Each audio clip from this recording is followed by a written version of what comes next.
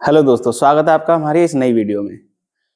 तो आज हम अब जो आगे पढ़ने वाले हैं उससे पहले जैसे कि हमने अपनी पुरानी वीडियो में सीखा वास्तविक संख्याएं क्या होती हैं और उनके बारे में हमने कल पुरानी वीडियो में जानकारी प्राप्त की।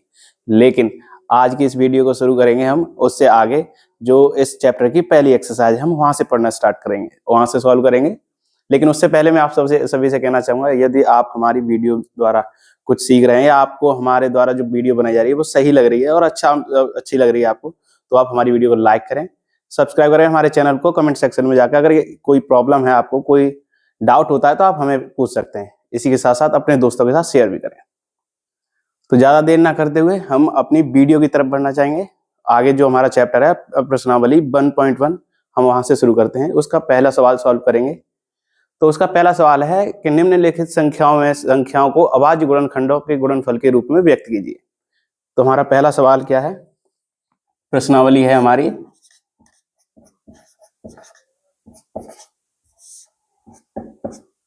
1.1।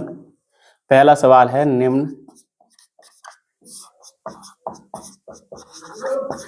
निम्नलिखित संख्याओं को अभाज्य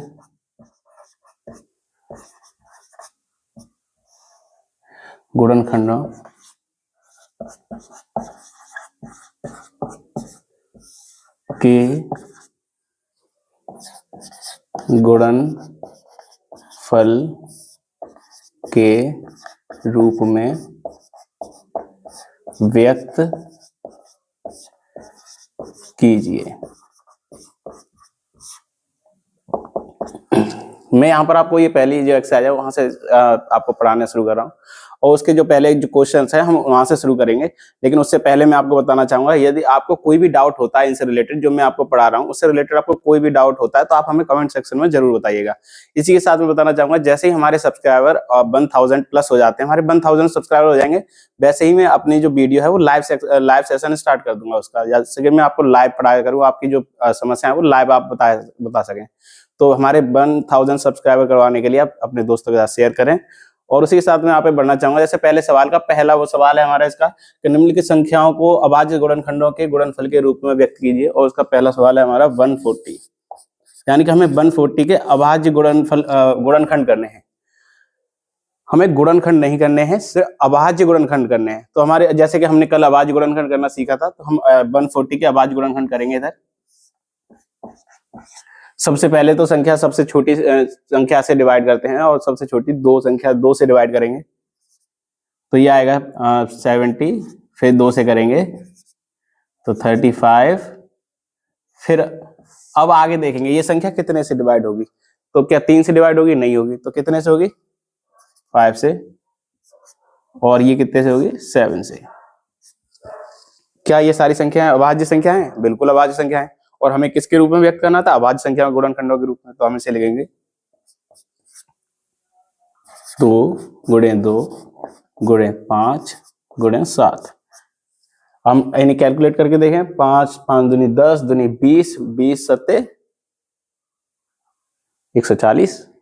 और हमें 140 के अभाज्य गुणनखंड करने थे, तो हमारे ये अभाज्य गुणनखंड हो गए जैसे पहले के। और दूसरा ऑप्शन है हमारा, दूसरा सवाल है 156। 156 के करके देखेंगे। तो इसी जगह पर हम 156 के करेंगे।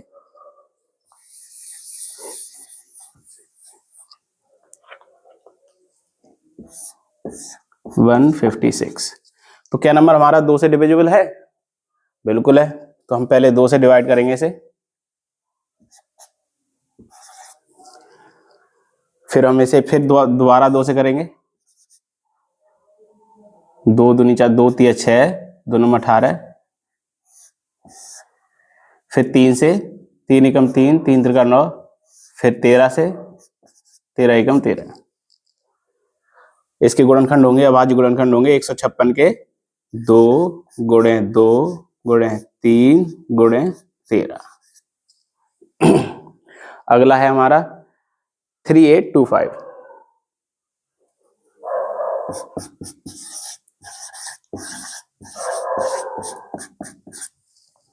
हम करेंगे आगे 3825 के गुणनखंड।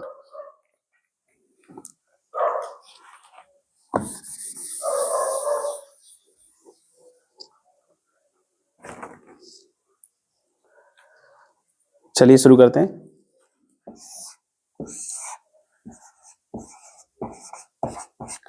पहले नंबर से शुरू करेंगे। क्या हम इस संख्या को 2 से डिवाइड कर सकते हैं? बिल्कुल नहीं कर सकते, क्योंकि हमारे 2 से डिवाइड करने का सबसे पहला वो होता है हमारा कि अगर लास्ट का डिजिट हमारा 0, 2, 4, 6, 8 हो तभी हम 2 से डिवाइड करेंगे, अन्यथा नहीं करेंगे। तो यह क्या हम 3 से डिवाइड कर सकते हैं? अब ये कैसे पता करेंगे ये संख्या 3 से डिवाइड होगी या नहीं होगी? तो पहले हम सबसे हमारा जो नियम होता है या रूल होता है उसका जो चेक करने का, तो हम इन सभी डिजिट्स को आपस में जोड़ेंगे। 3 और 8 कितने होते हैं? 11, 11 और 2 13, 13 और 5 18, 18 क्या 3 से डिवाइड होते हैं? बिल्कुल 18 3 से डिवाइड होते हैं, तो ये पूरी संख्या भी 3 से डिवाइड हो जाएगी। तो हम 3 से डिवाइड करेंगे। 3 एकम 3, 3 दूनी 6, 2 बचे, 7 21, 1 बचा, 5 15, बिल्कुल। अब क्या ये संख्या 3 से डिवाइड हो जाएगी? ऐड करके देखेंगे, 1 और 2 3, 3 और 7 10, 10 और 5 15, और 15 3 से डिवाइड हो जाते हैं, बिल्कुल हो जाते हैं। तो ये भी संख्या 3 से डिवाइड हो जाएगी। तो हम 3 से डिवाइड करेंगे। 3 चौक 12, फिर ये 3 दूनी 6 और 5 15। अब अगली आती है 425। क्या ये संख्या 3 से डिवाइड हो जाएगी? ऐड करके देखेंगे, 4 और 2 6 और 5 11, और 11 3 से डिवाइड नहीं होते, तो इस वजह से ये 3 से डिवाइड नहीं होगी। और 4 से नहीं हो सकती, क्योंकि लास्ट डिजिट हमारा ये इवन नंबर नहीं है, ऑड नंबर है, तो 4 से डिवाइड नहीं होगा। तो हम किससे करेंगे? 5 से। 5 40 और 5 25, फिर 5 से करेंगे, 17 5 85, और फिर करेंगे 17 से। ठीक। तो इसके अभाज्य गुणनखंड होंगे 3 गुणे 3 गुणे 5 गुणे 5 गुणे 17। ये हमारे 3 ऑप्शन, इसके 3 जो सवाल थे वो हो गए। ये चौथा सवाल है। चौथा सवाल है 5005।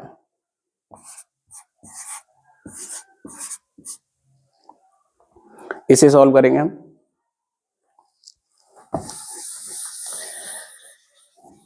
इस सवाल के जो अभाज्य गुणनखंड है हम उन्हें निकालेंगे, और जो सवाल है हमारा 5005।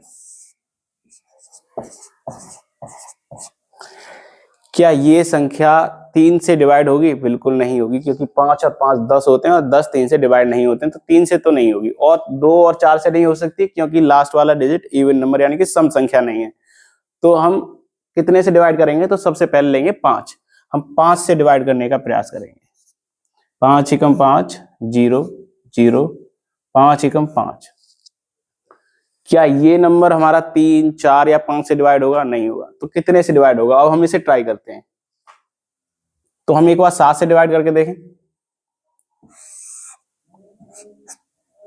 7 एकम 7, बचे कितने? 3, 7 7 चौक 28, बचे कितने? 2, 7 तिया 21,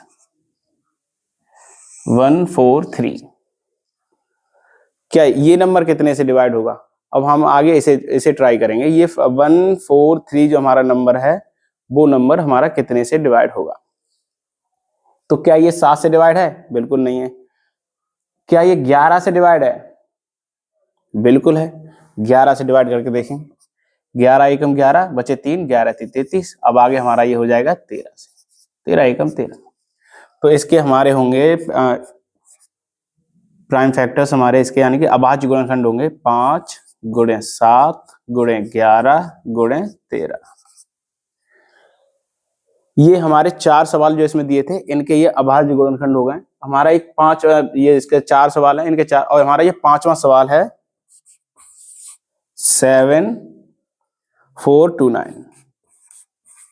7429, और ये आप लोगों के लिए होमवर्क है। इसका जो अभाज्य गुणनखंड है उन्हें आप हमारे कमेंट सेक्शन में आकर बताइएगा।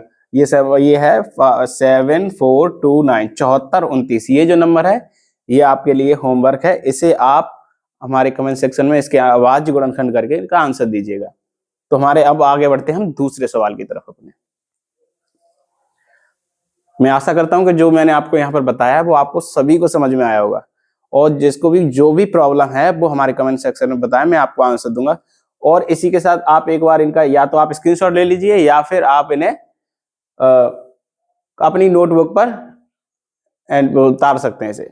तो इसी के मैं इसे मिटा देता हूँ, एक बार आप मैं हट जाता हूँ, एक बार आप इसका स्क्रीनशॉट ले लें या वीडियो रोक कर आप इसे उतार लें अपनी नोटबुक पर। तो मैं इसे मिटा देता हूँ।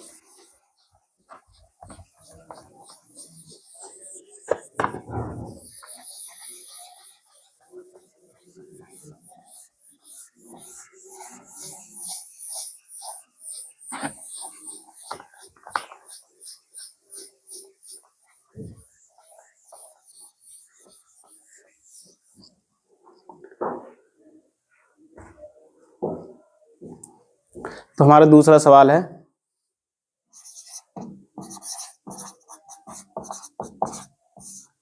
पूर्णांकों के निम्नलिखित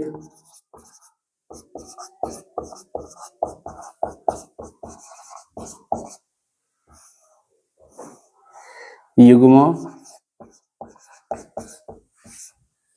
पूर्णांकों निम्नलिखित युग्मों के HCF और LCM ज्ञात कीजिए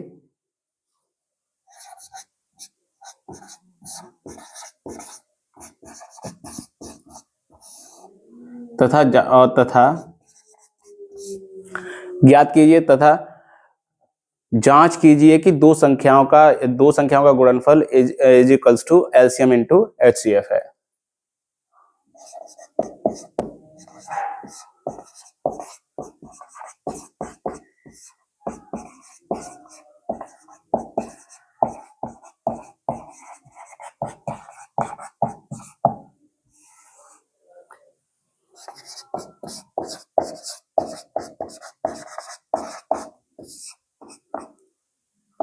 LCM इंटू HCF है। हमारा पहला सवाल है इसमें 26 और 91। पहला सवाल है हमारा 26 और 91। हमारे 26 और 91 इनके हमें अभाज्य गुणनखंड करने हैं। पहले अभाज्य गुणनखंडों के माध्यम से हम इनका HCF और LCM निकालेंगे और फिर उसके बाद हम ये जांच करेंगे कि इनके जो दो संख्या हैं उनका गुणनफल करके और उनके HCF और LCM गुणनखंड करके क्या दोनों बराबर आ रही हैं या नहीं। तो हम पहले ट्राई करेंगे। पहला सवाल है, इसके पहले 26 के अभाज्य गुणनखंड करेंगे और फिर 91 के अभाज्य गुणनखंड करेंगे। लेकिन साथ ही साथ हम देखेंगे इस सवाल हमें लिखना कैसे है कॉपी में। हम आपकी कॉपी में आप जब एग्जाम दोगे वहां पर कैसे नोट करना है। तो पहले हम लिखेंगे कि 26 के अभाज्य गुणनखंड बराबर, और इधर ही लिखेंगे 91 के अभाज्य गुणनखंड इज इक्वल्स टू। पहले हम 26 के अभाज्य गुणनखंड निकालते हैं। 26 के अभाज्य गुणनखंड होंगे 2 से 13, 13 से 1, 13 दूनी 26, तो यहां हो जाएगा 2 गुणे 13। फिर इसके बाद हम निकालेंगे 91 के गुणनखंड।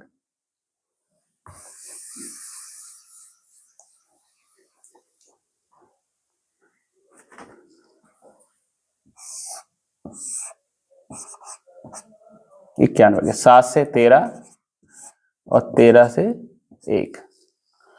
91 के दो अभाज्य गुणनखंड हो गए 7 और 13, और एक स्वयं होता है और एक होता है वो।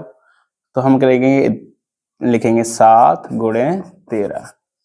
तो हम पहले निकालेंगे HCF।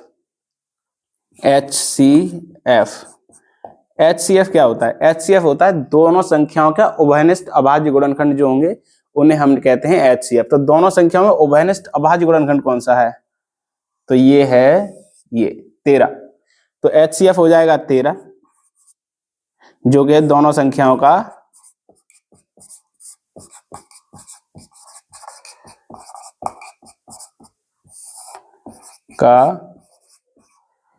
उभयनिष्ठ अभाज्य गुणनखंड, अभाज्य गुणनखंड है जो। इसके अलावा हमारे एलसीएम होगा, एलसीएम। एलसीएम क्या है? एलसीएम हमारा, पहले तो हम वो फैक्टर लेते हैं जो दोनों संख्याओं में उभयनिष्ठ है, यानी कि दोनों संख्याओं में कॉमन है, पहले हम वो फैक्टर लेंगे। कितना है? 13। और फिर बचे हुए जितने भी गुणनखंड है हम वो सारे ले लेंगे। तो पहले है 2, फिर है 7। और हमारे पास ये 3 गुणनखंड है। अब हम इनका आपस में गुणा करेंगे मल्टीप्लाई करके और इनका आंसर निकाल देंगे। तो हमारा होगा 13 गुणे 14, इसे करेंगे तो 14 का 13 3 बार, 14 एकम 14, 14 दूनी 28, 14 × 3 = 42 के 2 हासिल 4, 14 एकम 14 और 4 18, 182। ये क्या आ गया? इसका एलसीएम। ये दोनों का एक एलसीएम आ गया इसका, दोनों संख्याओं का। एचसीएफ आ गया 13। अब हमारा ये सवाल यहाँ पर खत्म नहीं होता, हमें इनकी जांच भी करनी है कि दोनों संख्याओं का गुणनफल बराबर एलसीएम इंटू एचसीएफ है या नहीं है। तो हम इसे कैसे करेंगे? पहले आप, मैं यहाँ से थोड़ा साइड हो जाता हूँ, पहले आप इसे अपने या तो स्क्रीनशॉट ले लीजिए, अपनी नोटबुक पर उतार लीजिएगा और फिर आप वीडियो रोककर फिर मैं इसे मिटा देता हूँ आगे, और इसके अलावा इसकी जांच करके भी देखते हैं। तो हम नोट कर लेंगे इनका एलसीएम। एलसीएम हो गया हमारा 182 और एचसीएफ हो गया 13।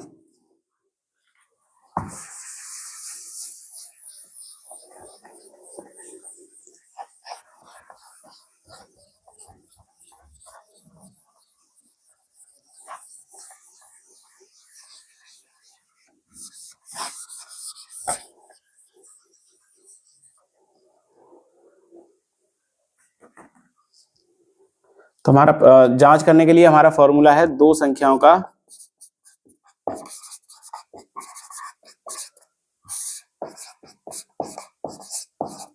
गुणनफल is equals to LCM into HCF. तो हमारा दोनों संख्या कौन सी है? पहली ये है और दूसरी ये है। तो दोनों संख्या गुणनफल करेंगे 26 इंटू 91, यानी कि 26 गुणे 91 बराबर एलसीएम इंटू एचसीएफ। एलसीएम कितना है? 182, एचसीएफ कितना है? 13। हम दोनों का मल्टीप्लाई करेंगे। अब दोनों का मल्टीप्लाई करके देखेंगे क्या दोनों बराबर आ रही हैं या नहीं। तो हम पहले 26 और 91 का मल्टीप्लाई करेंगे। 26 और 91 का मल्टीप्लाई क्या होगा?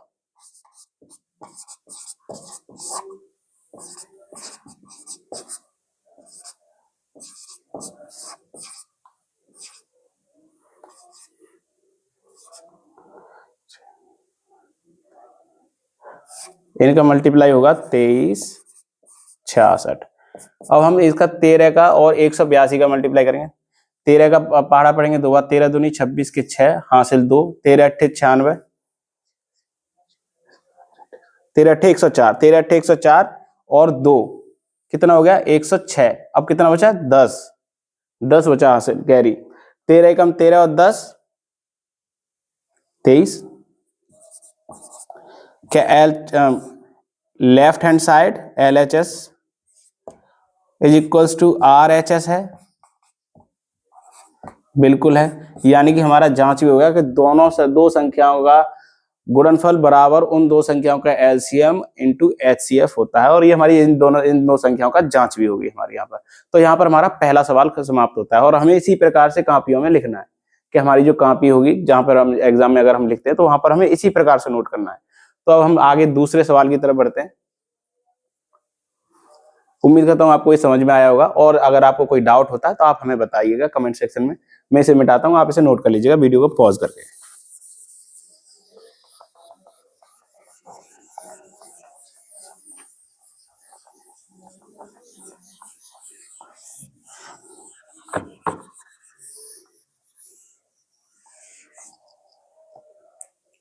दूसरा है 510 और 91। कितना है? 510 और 91, माफी चाहूंगा 510 और 92।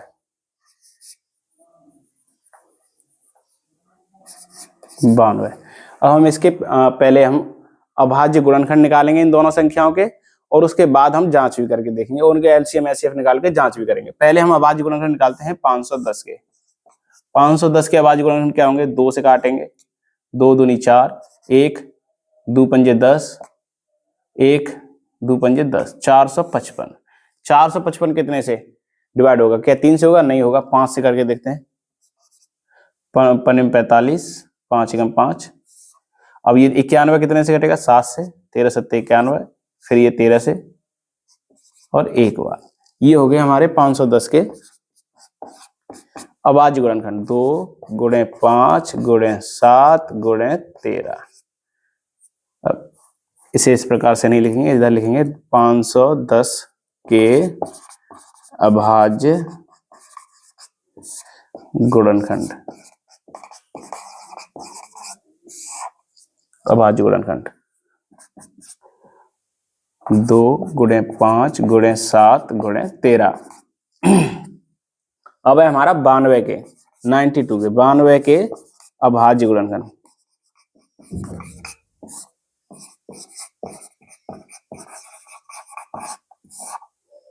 कितने होंगे? हम 92 के निकालेंगे यहाँ पर। 2 से 2 8, 2 चौक 8, 1 2 छिंग 12, 2 से 2 एकम 2, 2 दूनी 4, 2 तिया 6, फिर 23 से 23 का हो गया 1। 92 के हमारे ये आ गए। कितना है 92 के? 2 गुणे 2 गुणे 23। क्या हमने सही किया? 2 दूनी 4, 2 चौक 8, 1 बचा 2 छिंग 12, 2 दूनी 4 और 2 तिया 6, 23 का 1। ये देखेंगे 2 हम ऐसे करेंगे, इसे करेंगे यहाँ पर। 2 दूनी 4, 1 बचा 2 पंजे 10, 1 बचा 2 पंजे 10, 2 से नहीं जाएगा, 5 से माफी जाएंगे, 3 से। अब 3 से काटेंगे तो 3 8 24, 1 बचा 5 15। अब ये कितने से कटेगा? ये 3 से कटेगा? नहीं कटेगा, ये 5 से कटेगा 17 बार, और ये 17 से कटेगा एक बार। तो हमारे हो गए 2 गुणे 3 गुणे 5 गुणे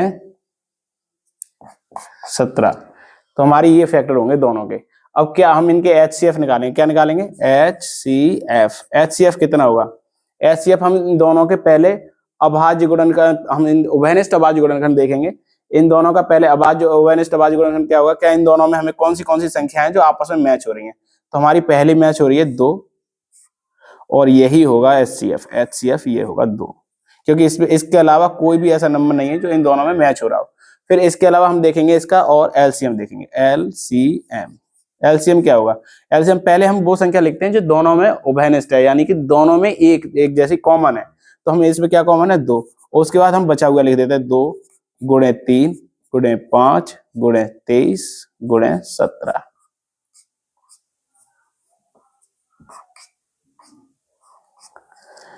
अब हम इनका गुणा करके देखेंगे। जहां तक हमारा गुणा हो जाए हम अपने आप ऐसे करके देखेंगे। अब इजी करके देखेंगे। 5 5 3 15, 15 दूनी 30, 30 दूनी 60। तो ये हो गया 60 गुणे 23 गुणे 17। अगर हम 17 का 60 में करते हैं तो ये कितना हो जाएगा?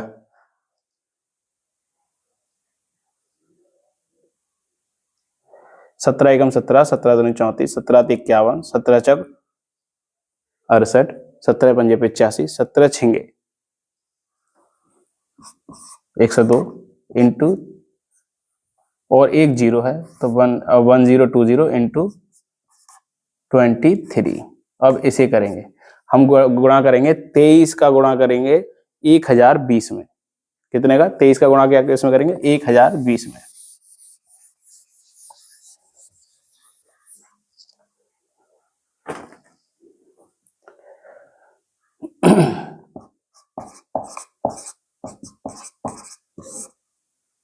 तेईस का गुणा 1020 में तो हो गया 0 6 0 3।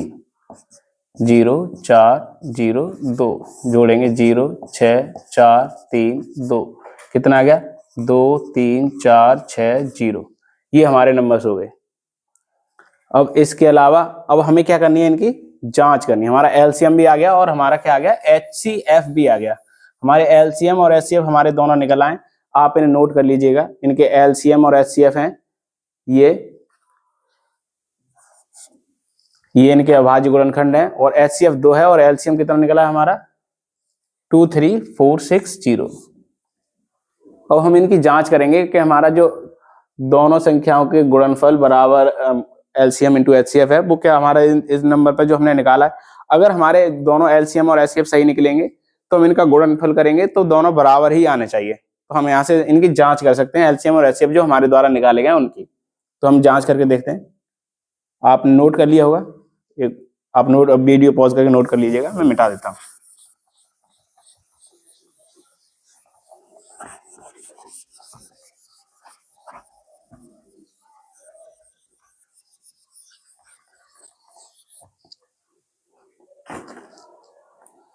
दो संख्याओं का हमारा वो फॉर्मूला पता ही आपको, दोनों संख्याओं का गुणनफल और उनका एलसीएम इंटू एचसीएफ। तो चलिए पहले हम इनका अब जांच कर लेते हैं इनकी। तो हमारी संख्या क्या थी 510 और कितनी थी 92। इनका हमने एलसीएम निकाला था हमने 23460 और एचसीएफ क्या निकाला था हमने, एचसीएफ निकाला था हमने 2। अब हम इनकी जांच करेंगे। संख्या इनकी जांच कैसे करेंगे कि दो संख्याओं का गुणनफल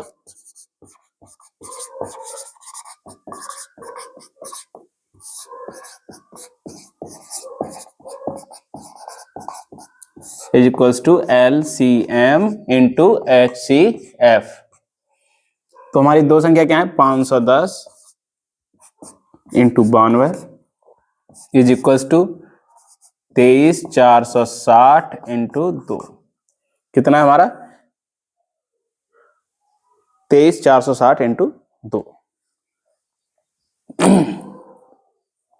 इसे गुणा करेंगे, हमारा इसका डबल करेंगे तो क्या आएगा 0 2 छिंग 12 के 2 2 चौक 8 1 9 और 2 3 6 और 2 दूनी 4 46 920 हो गया ये। और इस 92 का हम 510 में गुणा करेंगे। 510 में किसका गुणा करेंगे 92 का।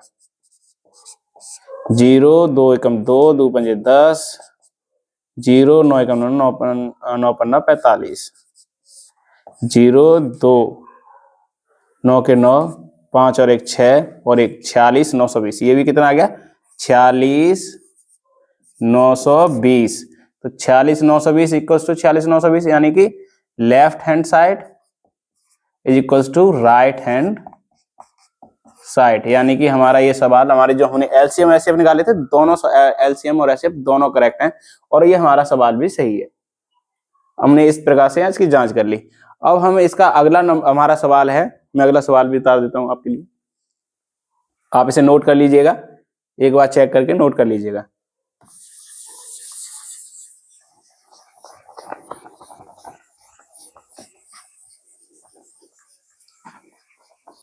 मैं आपको बिल्कुल बेसिक तरीके से पढ़ा रहा हूं जिससे कि आपको जो भी मेरे द्वारा जो प्रोसेस किया जा रहा है वो आपको एकदम समझ में आए।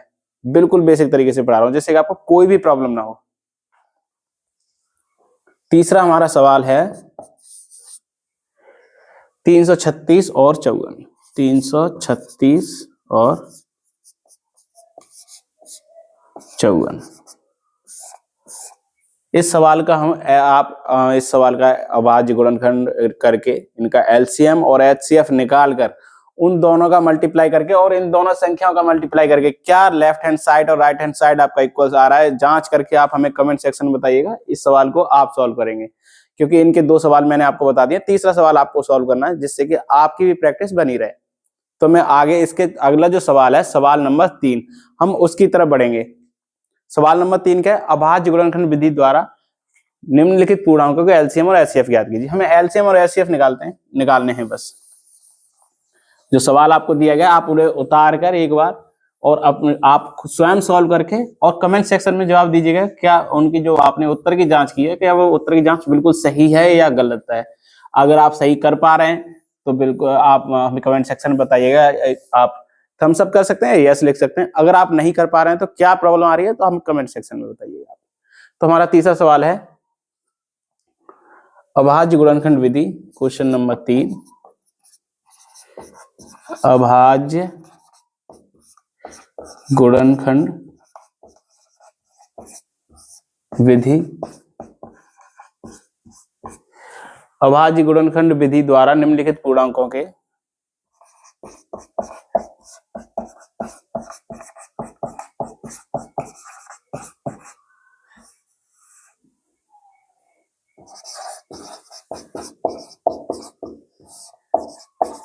के एलसीएम और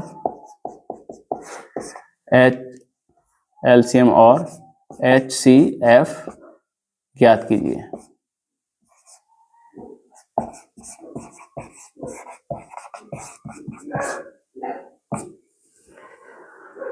एलसीएम और एचसीएफ ज्ञात कीजिए। पहला है हमारा 12, 15, 21। पहला हमारा है 12, 15 और 21। कितना है? 12, 15 और 21। हम पहले इनके अभाज्य गुणनखंड यानी कि प्राइम फैक्टर्स निकालेंगे, फिर उनके द्वारा हम पहले एचसीएफ फिर एलसीएम निकालेंगे। जैसा कि हमने पिछले सवाल में एलसीएम और एचसीएफ निकालना सीखा ही है, तो हम इसे निकालने इसे शुरू करते हैं। पहले सवाल पहले लिखेंगे हम 12 के अभाज्य गुणनखंड,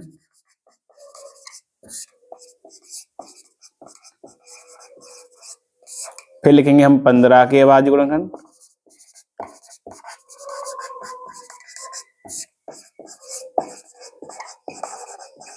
इसी प्रकार हम लिखेंगे 21 के अभाज्य गुणनखंड। अब 15 के अभाज्य गुणनखंड कितने, 12 के अभाज्य गुणनखंड कितने होंगे? पहले 2, 2 एकम 2, 2 दूनी 4 और 4 तिया 12। हमारे 12 के अभाज्य गुणनखंड कितने हो जाएंगे? 2 गुणे 2 गुणे 3। कैसे, एक बार चेक भी कर लेते हैं। 12 के 2 से 6, 2 से 3 और 3 से 1। 2 गुणे 2 गुणे 3। हमारे 12 के कितने निकला है? 2 गुणे 2 गुणे 3। अब हम निकालेंगे 15 के अभाज्य गुणनखंड। 15 के अभाज्य गुणनखंड निकालेंगे तो पहले 15 3, 3 गुणे 5। कितना निकला है हमारा? 3 गुणे 5। अब हमारे निकालेंगे 27 के 21 के, माफी चाहूंगा। सब 15 के एक बार चेक कर लेते हैं। 15 ते 5 15, 5 एकम 5। हमारे इसके ये हो गए 2। अब हम 21 के करके देंगे। 21 का कितना होता है? 3 गुणे 7। एक बार ट्राई कर लेते हैं। 21, 3 एकम 3, 3 7, 21 और 7 एकम 7। ये हो गए हमारे। अब हम इसका निकालेंगे एचसीएफ। क्या निकालेंगे? एचसीएफ। हम एचसीएफ निकालने के लिए, जैसे कि हमें पता है, हम एचसीएफ निकालने के लिए 2 या 2 से अधिक संख्याओं का अभाज्य उभयनिष्ठ अभाज्य गुणनखंड देखेंगे। तो इनमें तीनों में क्या एक कॉमन है? इसमें 3 कॉमन है इन दोनों, इन तीनों संख्याओं में। कितना कॉमन है? 3। और कोई संख्या कॉमन आ रही है? नहीं आ रही। तो हमारा एचसीएफ कितना हो जाएगा? 3। इसे हम लिख सकते हैं उभयनिष्ठ अभाज्य गुणनखंड। हमारा एचसीएफ निकल गया। एलसीएम निकालेंगे। एलसीएम होगा हमारा, एलसीएम निकालने का सबसे आसान तरीका, पहले जो हमारा उभयनिष्ठ है उसे लिखेंगे, फिर लिखेंगे 2 गुणे 5 गुणे 7। तो हम इनका एलसीएम कैलकुलेट करेंगे। एचसीएफ हमारा था 3 और अब एलसीएम कैलकुलेट करेंगे। एलसीएम कितना होगा? तो एलसीएम कैलकुलेट करके पहले हम सिंपल मल्टीप्लाई 5 5 दूनी 10, 10 दूनी 20, 20 तिया 60। कितना आ गया? 5 5 दूनी 10 दूनी 20 तिया 60 और 60 गुणे 7, 7 6 42 यानी कि 420। इसका एलसीएम कितना निकल आया? 420। एक बार हम दोबारा कैलकुलेट करके देखेंगे इनका। तो हमने पहले निकाला है, उभयनिष्ठ लिया है 3, फिर हमारे 2 गुणे 2 गुणे 5 गुणे 7 और हमने इसका मल्टीप्लाई किया 3 दूनी 6 दूनी 12, 12 5 60, 60 इंटू 7 करेंगे तो हमारा आ जाएगा 420। इनका एलसीएम आ गया हमारा 420 और एचसीएफ आ गया 3। तो हमारा पहला सवाल यहाँ पर समाप्त होता है। और इसका दूसरा सवाल, तीसरे सवाल का जो हमारा दूसरा सवाल है उसे करते हैं। आप इसे नोट कर लीजिएगा और मैं इसे मिटा देता हूँ।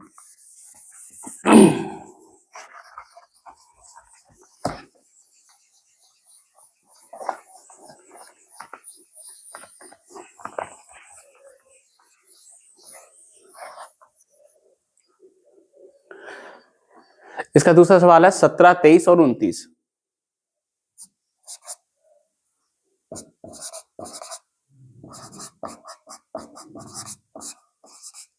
और 29। अब हम इनका पहले एलसीएम और एचसीएफ निकालेंगे अभाज्य गुणनखंड के द्वारा। लेकिन इन तीनों संख्याओं में एक चीज कॉमन है, वो ये है कि ये तीनों की तीनों संख्याएं ही अभाज्य संख्याएं हैं। क्या संख्याएं? ये अभाज्य संख्याएं। 17 के केवल 2 फैक्टर होते हैं, या तो ये 1 से कटती है या फिर ये स्वयं से, या और एक 23 के भी 2 फैक्टर होते हैं, 1 और 23। और 29 के भी 2 ही फैक्टर होते हैं, 1 और 29। और हमने जैसे कल हम जब कर रहे थे को प्राइम फैक्टर और प्राइम फैक्टर जब हम सीख रहे थे, यानी कि अभाज्य गुणनखंड और सहभाज्य संख्या सीख रहे थे, तब हमें ये पता था कि जो भी अभाज्य संख्याएं जो होती हैं, उन अभाज्य संख्याओं का एचसीएफ कितना आता है, उभयनिष्ठ गुणनखंड कितना आता है। तो इन अभाज्य संख्याओं का एचसीएफ हमेशा कितना रहता है? 1 रहता है। क्योंकि इनमें एक ही है जो 1 ही है, दोनों में जो कॉमन है, तीनों संख्याओं में 1 क्या है? कॉमन है। अब हमारा एलसीएम देखना है। एलसीएम कितना होता है? दो अभाज्य संख्याओं का एलसीएम, 2 अभाज्य संख्याओं का एलसीएम, उनका गुणनफल होता है। क्या होता है? दो अभाज्य संख्याओं का एलसीएम, या दो से अधिक अभाज्य संख्याओं का एलसीएम, उनका हमेशा क्या होता है? गुणनफल होता है। तो अब इनका एलसीएम क्या होगा? इनका एलसीएम आएगा 17 गुणा 23 गुणा 29, जो कि हमें कैलकुलेट करना होगा। 17 गुणा 23 में मल्टीप्लाई करेंगे 17 का, 17 × 51 का 1 हासिल 5, 17 दूनी 34 और 5 39, 391 इंटू, अब करेंगे 29 का, तो 9 एकम 9, 9 ने 81 हासिल 8, 9 अगर 9 18 9 30 27 और 8 कितने होते हैं?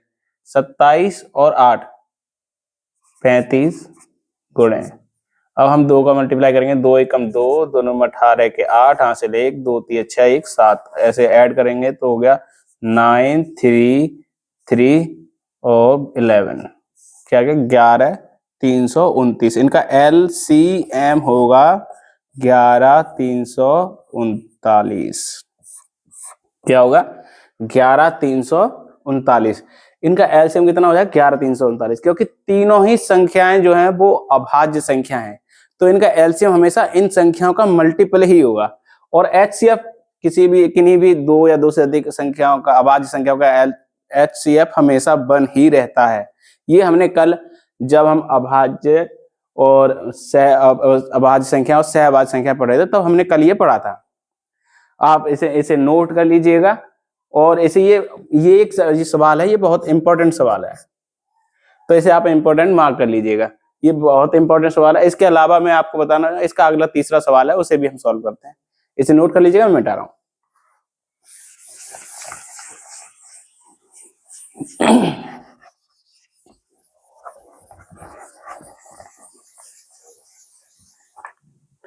तीसरा है 8, 9 और 25।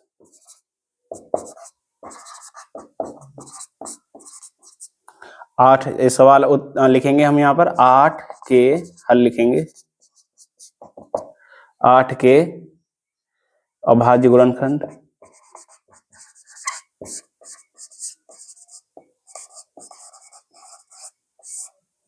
फिर लिखेंगे 9 के अभाज्य गुणनखंड, फिर लिखेंगे यहाँ पर 25 के अभाज्य गुणनखंड क्या होंगे? 8 के अभाज्य गुणनखंड क्या होंगे? 2 गुणे 2 गुणे 2। 8 के अभाज्य गुणनखंड कितने होंगे? 2 दूनी 4 दूनी 8। कितना होगा? 2 गुणे 2 गुणे 2। अभी हमने जो जिस विधि से निकाल लेते हैं, आप एक बार ट्राई भी चेक भी कर सकते हैं। 9 के कितने होंगे? 9 के होंगे 3 गुणे 3, 3 त्रिका 9। और 5 के कितने होंगे? 5 के होंगे 5 गुणे 5। क्या हम इन तीनों संख्याओं को सह अभाज्य संख्याएं कह सकते हैं? क्योंकि हमारे सह अभाज्य संख्याओं का क्या नियम था कि ऐसी दो संख्याएं जिनका अभाज्य उभयनिष्ठ अभाज्य गुणनखंड कितना हो? 1 हो, वो सब संख्या क्या कहलाती हैं? सह अभाज्य संख्या कहलाती हैं, जो कि हमने कल की वीडियो में पढ़ा था। तो ये तीनों संख्याएं, ये ना तो ये अभाज्य संख्या तो नहीं है, लेकिन ये सह अभाज्य संख्या हो सकती हैं। क्या हो सकती हैं? सह अभाज्य संख्या। अभाज्य संख्या क्यों नहीं है? क्योंकि इनके जैसे 8 है, 8 के गुणनखंड 1 भी है, 8 भी है, और उसके अलावा 2 भी है, 4 भी है। और 9 है, 9 के गुणनखंड कितने होंगे? 1 भी है, 9 भी है, और 3 भी है। और इसी प्रकार 25 के 25 का 1 भी है, 25 भी है, और 5 भी है। तो ये अभाज्य संख्याएं तो नहीं है, लेकिन इनका क्या हो जाएगा? ये सह अभाज्य संख्या होती है। और सह अभाज्य संख्याओं का हमेशा याद रखना, सह अभाज्य संख्याओं का HCF हमेशा 1 होता है। कितना होता है? 1 होता है। तो HCF बराबर होगा 1। अब हम इसका LCM निकालेंगे, लेकिन LCM क्या निकालेंगे? अब LCM भी हम वही निकालेंगे, क्योंकि सह अभाज्य संख्या हो या अभाज्य संख्या हो, उनका भी LCM निकालने के लिए हमें उनका मल्टीप्लाई ही करना पड़ेगा। क्या करेंगे? मल्टीप्लाई। LCM बराबर हो जाएगा 2 into 2 into 2 into 3 into 3 into 5 into 5। हम इजी मल्टीप्लाई करने की कोशिश करेंगे। मैं आपको एक ट्रिक बताना चाहूंगा, जिसमें 5 और 2 हो, तो हमें इजी मल्टीप्लाई करने का सबसे बेस्ट ट्रिक ये है कि हम पहले 5 और 2 का मल्टीप्लाई कर लें, जिससे कि 0 आ जाता है सवाल में। 0 आ जाता है तो हम उतनी संख्या को स्किप कर सकते हैं और छोटी संख्या से गुणा कर सकते हैं। जैसे से करेंगे, 5 25, 25 दूनी 50, 50 दूनी 100 दूनी 200। अब 200 हो गया, 200 तिया 600, 600 तिया 1800। कितना हो गया? 1800। अब एक बार वैसे चेक करके देखेंगे, 2 दूनी 4 दूनी 8, 8 ती 24, और इधर से करेंगे 5 25 तिया 75। कितना होगा? 24 गुणे 75। और इसे मल्टीप्लाई कर देंगे, 5 20 का 0 हासिल 2, 5 दूनी 10 और 2 12, 7 का 5 7 ती 7 चौक 28 के 8 हासिल 2, 7 दूनी 14 15 16, 0 8 और 2 10 का 0 हासिल 1, 7 और 1 8 और 1 1800। आ गया 1800 है। इजीली क्या है कि हमने 5 और 5 का मल्टीप्लाई करिए, 25 हो गया। 25 का 2 यानी कि 25 दूनी 50, 50 का दूनी 100, 100 का दूनी 200। अब 200 में क्या हमें 2 जीरो स्किप कर सकते हैं। 2 तिया 6, 6 तिया 18 और 2 जीरो बाद में लगा दी। इजी हो गया। अब अगर कोई मल्टीप्लाई जिसमें 2 और 5 के मल्टीपल हैं, तो सबसे इजी है कि हम उसे आपस में पहले 5 और 2 का मल्टीप्लाई कर ले, जिससे कि सवाल जो संख्या है वो इजी हो जाएगी हमें करने के लिए।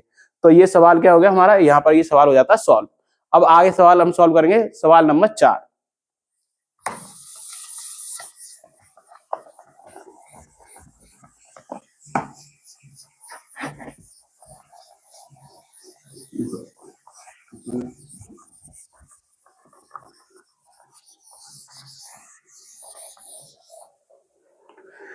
हमारा सवाल नंबर 4 है HCF, question number 4। Question number 4 है HCF 306 657, 306 657 बराबर 9 है। 9 दिया है। तो LCM 306 657 ज्ञात कीजिए।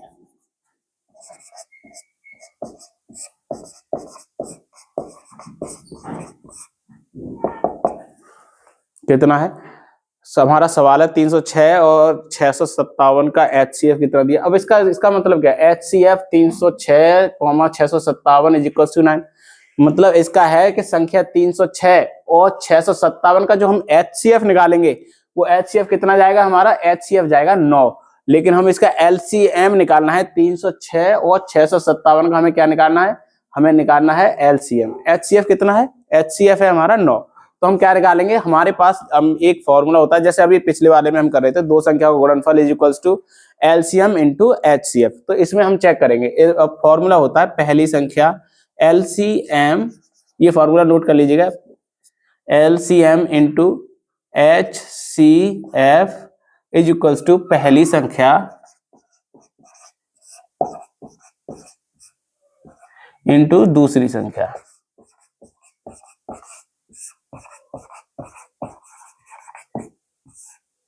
इस फॉर्मूले की मदद से हम क्या निकाल सकते हैं, इस फॉर्मूले की मदद से हम निकाल सकते हैं, यदि हमारे पास कोई तीन चीजें दी गई हैं, जैसे एलसीएम एचसीएफ दिया है और पहली संख्या दे दी है, तो हम दूसरी संख्या निकाल लेंगे। और एलसीएम पहली संख्या दूसरी संख्या दी है, एचसीएफ दिया है जैसे इसमें दिया, तो हम एलसीएम निकाल लेंगे इजीली।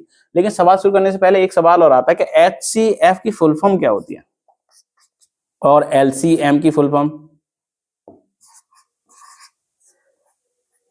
तो एचसीएफ की फुल फॉर्म होती है हाईएस्ट कॉमन फैक्टर, और एलसीएम की फुल फॉर्म होती है लीस्ट कॉमन मल्टीपल। ये होती है, आप इन्हें नोट कर लीजिएगा। और हम पहले सवाल सॉल्व करते हैं, इसका हल लिखेंगे। हल कितना है, 306 पहले। अब हमारा फॉर्मूला क्या कहता है, एलसीएम, तो एलसीएम की जगह हम एलसीएम ही ले लेते हैं क्योंकि हमें एलसीएम ही निकालना है।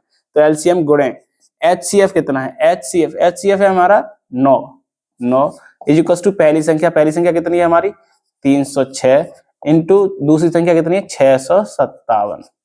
अब हम क्या करेंगे, इससे हम एलसीएम कैसे निकाल सकते हैं। अब अगर तुम्हें इतना, जैसे हमने पिछली क्लासों में इतना पढ़ाई है कि अगर कोई संख्या मल्टीपल में होती है तो बड़ा इक्वल्स टू के उधर जाती है, तो किसमें आ जाती है, वो डिवाइड में चली जाती है। तो हम यहाँ लिखेंगे एलसीएम इज इक्वल्स टू 306 गुणे 657 बटे 9।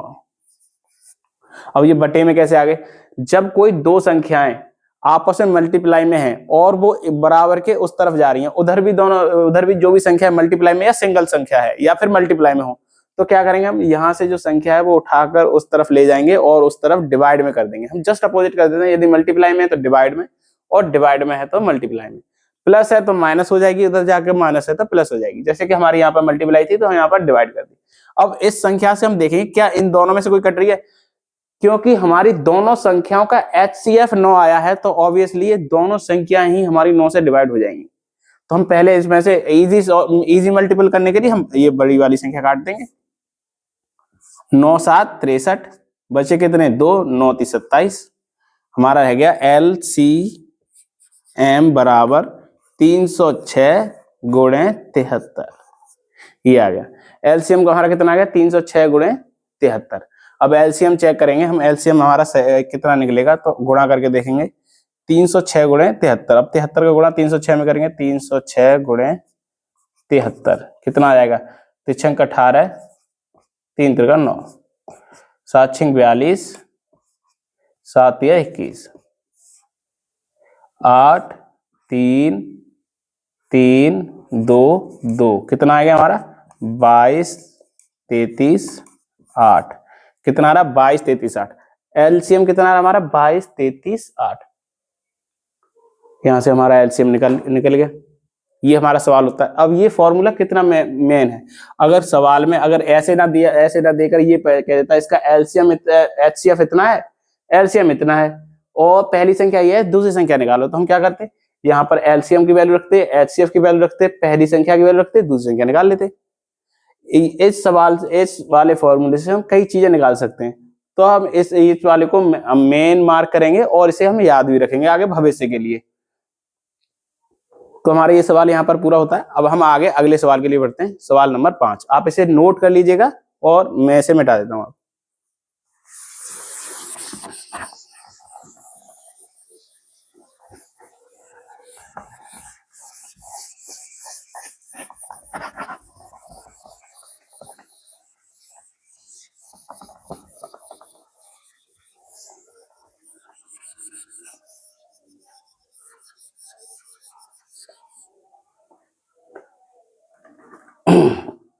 सवाल नंबर 5 है, जांच कीजिए कि क्या किसी प्राकृत संख्या n के लिए, क्वेश्चन नंबर 5, जांच कीजिए कि क्या,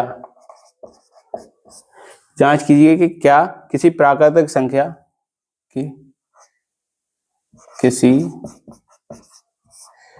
प्राकृत संख्या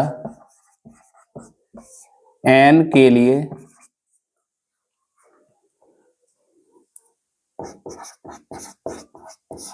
संख्या n के लिए संख्या 6 की पावर n, 6 की पावर n अंक 0 पर समाप्त हो सकती है।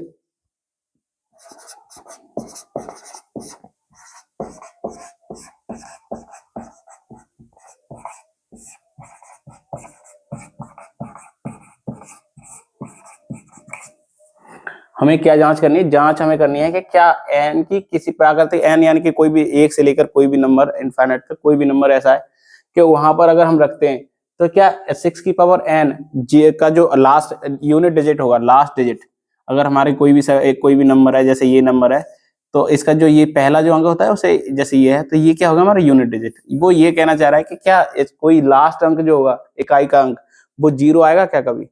तो हम एक बार चेक कर लेते हैं इसमें। तो क्या 6 की पावर अगर हम निकाल के देखें, 6 की पावर 1 कितना होता है? 6 की पावर 1 हमेशा 6 होता है। 6 की पावर 2 36, 6 की पावर 3 216। अब इसी प्रकार निकालेंगे तो हमें एक पैटर्न नजर आ रहा है कि हमारी 6 की पावर कितनी भी कर ली जाए तो इसका यूनिट डिजिट कितना आएगा? 6। लेकिन हम ऐसे तो नहीं बता सकते, हमें सॉल्व करके बताना होगा कि हम एग्जाम में कैसे लिखेंगे इस सवाल को। ये लिखेंगे तो एग्जाम में लिखेंगे हम किसी यहाँ लिखेंगे हल, और फिर लिखेंगे 6 की पावर n के आधार 6 के अभाज्य गुणनखंड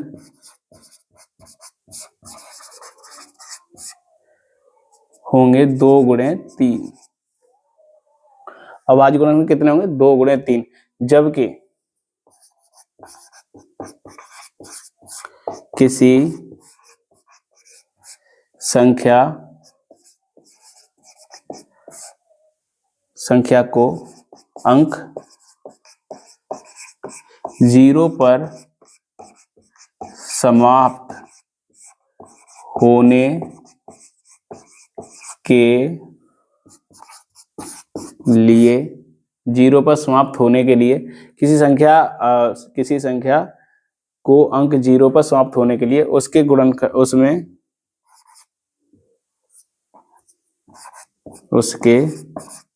गुणनखंड, अभाज्य गुणनखंड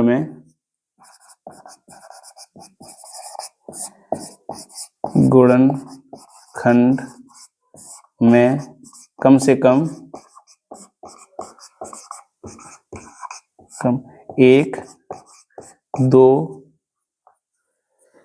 2 गुणे 5 होना आवश्यक है। कितना आवश्यक है? अगर किसी संख्या को अंक 0 पर समाप्त होने के लिए उसके अभाज्य गुणनखंडों में से कम 1 का 2 गुणे 5 होना आवश्यक है, क्योंकि 5 का अगर हम 2 से मल्टीप्लाई करेंगे तभी 10 या 1 बनता है। तो हमारा 0 पर समाप्त होने के लिए 1 से अधिक हो सकते हैं, लेकिन कम से कम 1 होना ही आवश्यक है। तभी हम किसी संख्या की अगर कोई पावर होती है तो उसमें हम 0 तभी लिख सकते हैं कि उसका आखिरी अंक 0 तभी होगा जब उसके गुणनखंड हम निकालेंगे। किसी संख्या के गुणनखंड निकालेंगे तो उसमें 2 गुणे 5 नहीं होगा, तो कोई ऑप्शन ही नहीं है कि संख्या में लास्ट में 0 आ जाए। तो कितना होना चाहिए? 2 गुणे 5 होना आवश्यक है। इसलिए n के किसी भी मान के लिए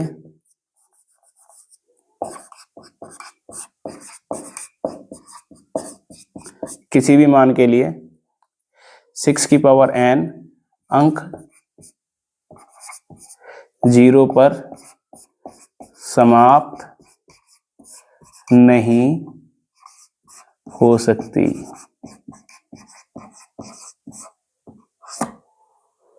क्या हो जाएगा कि n के किसी भी मान के लिए 6 की पावर n अंक 0 पर समाप्त नहीं हो सकती, क्योंकि उसके समाप्त होने के लिए क्या होना चाहिए, 2 गुणे 5 का होना आवश्यक है। अगर ये 2 गुणे 5 नहीं होगा तो सवाल में जो है हमारे जो अंक कोई भी संख्या उसका लास्ट यानी कि यूनिट डिजिट आखिरी अंक 0 होना संभव ही नहीं है। फिर हम क्या करेंगे, अब इसके आप इसे एक बार नोट कर लीजिए, और कोई प्रॉब्लम होती है तो आप हमें कमेंट सेक्शन में पूछ सकते हैं। आप इसे नोट कर लीजिए और मैं आप वीडियो पॉज करके नोट कर लीजिएगा। मैं इसे मिटाकर हम अगले सवाल पर मूव करते हैं, जो जिसका 6वां सवाल है, सेकंड लास्ट।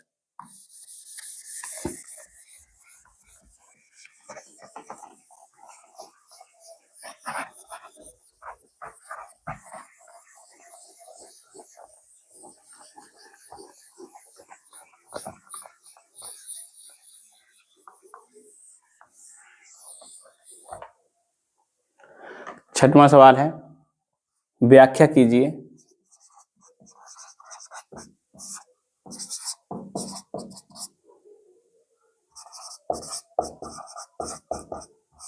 व्याख्या कीजिए कि 7 गुणे 11 गुणे 13 प्लस 13, 7 गुणे 11 गुणे 13 प्लस 13 और 7 गुणे 6 गुणे 5 और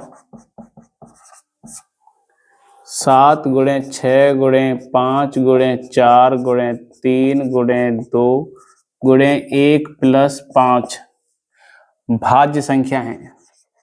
भाज्य संख्या क्यों है?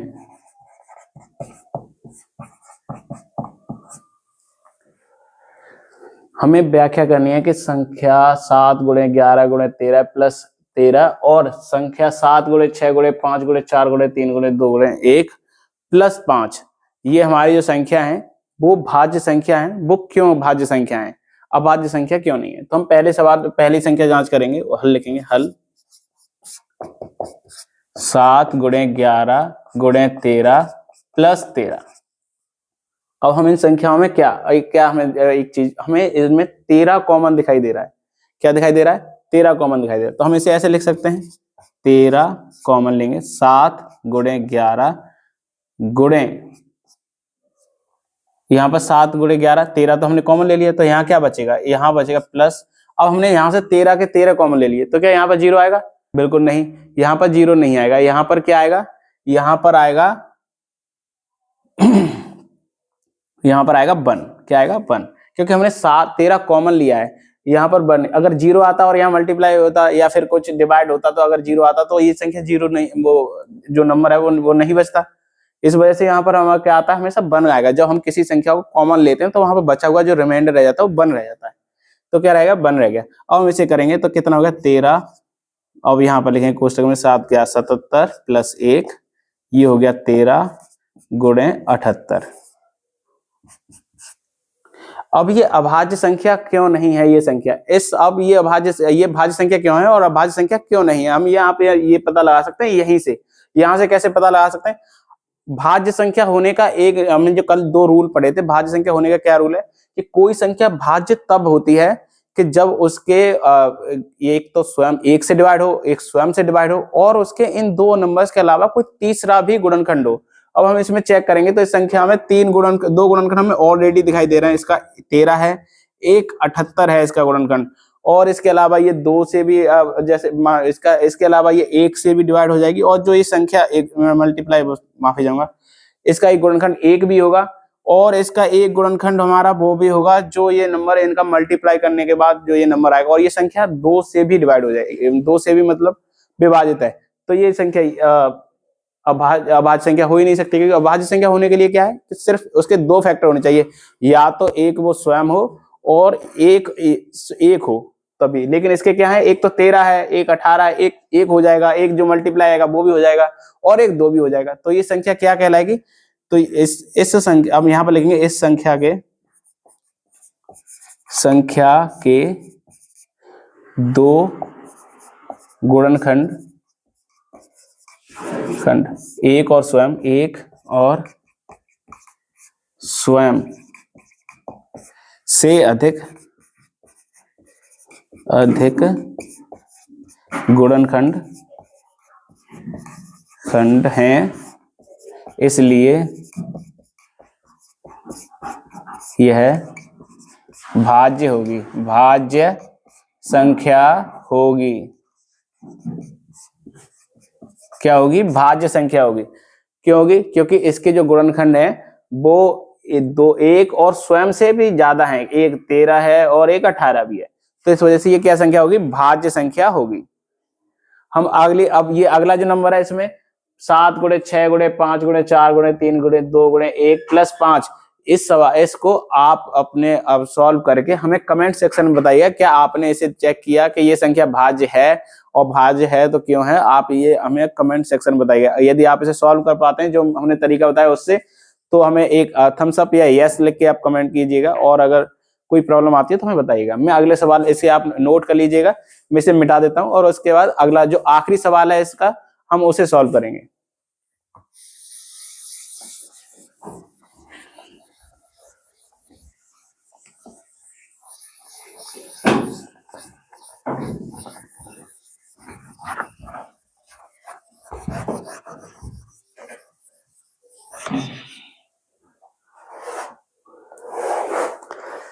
चलिए आखिरी सवाल को हम सॉल्व करते हैं। आखिरी सवाल है हमारा, मैं आखिरी सवाल को मैं इधर साइड हो जाए, आखिरी सवाल थोड़ा बड़ा है, मैं नोट करूंगा तो जगह थोड़ी कम रह जाएगी और बोर्ड मेरा थोड़ा छोटा है, लेकिन मैं आखिरी सवाल को यहाँ पर आपको शो करा दूंगा कि आखिरी सवाल आखिर है क्या, तो आप उसे पढ़ लीजिएगा और हम डायरेक्ट आखिरी सवाल को हम जो उसमें जो ऑप्शन दिए मैं वो जो उसमें गिवन है मैं वो लिखूंगा और उसे सॉल्व करेंगे। तो मैं सवाल पढ़ के बता देता हूँ आपको कि सवाल क्या है। सवाल है, किसी खेल के मैदान में के चारों ओर एक वृत्ताकार पथ है, इस मैदान का एक चक्कर लगाने में सोनिया इसमें जो एक वो है सोनिया को 18 मिनट लगते हैं, और जबकि इसी मैदान का चक्कर लगाने में एक जो दूसरा कैरेक्टर है उसे कितने लगेंगे? उसे लगते हैं सिर्फ 12 मिनट। कितने मिनट लगते हैं? 12 मिनट लगते हैं। तो अब इसमें जो कहा है कि एक मैदान है वृत्ताकार,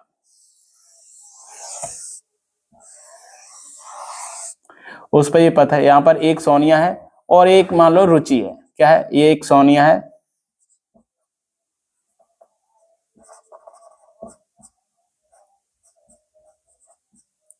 और एक है रुचि,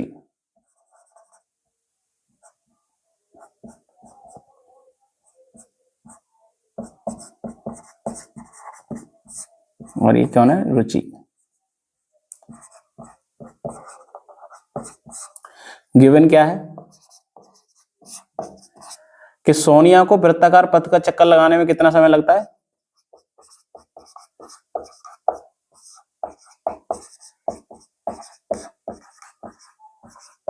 एक चक्कर लगाने में 18 मिनट लगते हैं, और रुचि को उसी मैदान का चक्कर लगाने में कितने मिनट लगते हैं? 12 मिनट। अब सवाल हमसे कह रहा है कि अगर ये दोनों एक ही समय पर एक ही दिशा में एक ही बिंदु से भागना प्रारंभ करते हैं तो ये वापस प्रारंभ वाले बिंदु पर आपस में कितनी देर बाद मिलेंगे।